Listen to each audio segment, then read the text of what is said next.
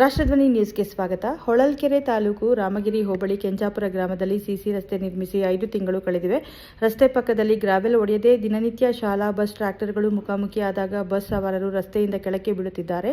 ಕಾಲಿಗೆ ಪೆಟ್ಟಾಗಿದೆ. ಶಾಸಕರು ಸಾಕಷ್ಟು ಬಾರಿ ಗ್ರಾವೆಲ್ ಒಡೆಯಲು ಕಾಂಟ್ರಾಕ್ಟರ್ ಸಿದ್ದೇಶ್ಗೆ ಹೇಳಿದ್ರೂ ಸಹ 5 ತಿಂಗಳಿಂದ ಸಿಸಿ ರಸ್ತೆ ಪಕ್ಕದಲ್ಲಿ ಗ್ರಾವೆಲ್ ಒಡೆಯದೆ ಬೇಜವಾಬ್ದಾರಿ ಮೆರೆದಿದ್ದಾರೆ. ರಸ್ತೆಯ ಸೈಡ್ ಎಡ್ಜ್ ಮುರಿದು ಬೀಳುತ್ತಿದೆ. ರಸ್ತೆ ನಿರ್ಮಿಸುವವರು ಪಕ್ಕದಲ್ಲಿ ಗ್ರಾವೆಲ್ ಒಡೆಯುವುದು ಕಾಂಟ್ರಾಕ್ಟರ್ ಕೆಲಸ. ಶೀಘ್ರವೇ ಗ್ರಾವೆಲ್ ಒಡೆದು ಗ್ರಾಮಕ್ಕೆ ಶಾಲಾ ಬಸ್ಗಳು, ಟ್ರ್ಯಾಕ್ಟರ್ಗಳು, ಬೈಕ್ಗಳು ಸುಗಮವಾಗಿ ಸಂಚರಿಸಲು ಅನುವು ಮಾಡಿಕೊಡಬೇಕೆಂದು ಗ್ರಾಮದ ಸಾಲುಮನೆ ಉಮೇಶ್, ಬಸಪ್ಪ, ದೇವರಮನೆ ಹರೀಶ್, ಹಿಂದಲಮನೆ ತ್ಯಾಗಪ್ಪ, ಗುಡಿ ಹಿಂದಲರ ಓಕಳಪ್ಪ, ಅರಳೇಹರ ಕುಮಾರ್, ತಿಮ್ಮೇಶ್ ಗೌಡ್ರು, ರಾಜಪ್ಪ, ಅರೇಹಳ್ಳೆರ, ಎಂಟೆಕ್ ಕುಮಾರ್, ಹೊಸಮನೆ ಶಾಂತಪ್ಪ ಆಗ್ರಹಿಸಿದ್ದಾರೆ. ವರದಿ ನಾಗರಾಜ್ ಹದಡಿ. ಕ್ಷಣ ಸುದ್ದಿಗಾಗಿ ವೀಕ್ಷಿಸಿ ರಾಷ್ಟ್ರಧ್ವನಿ ನ್ಯೂಸ್ ಕನ್ನಡ.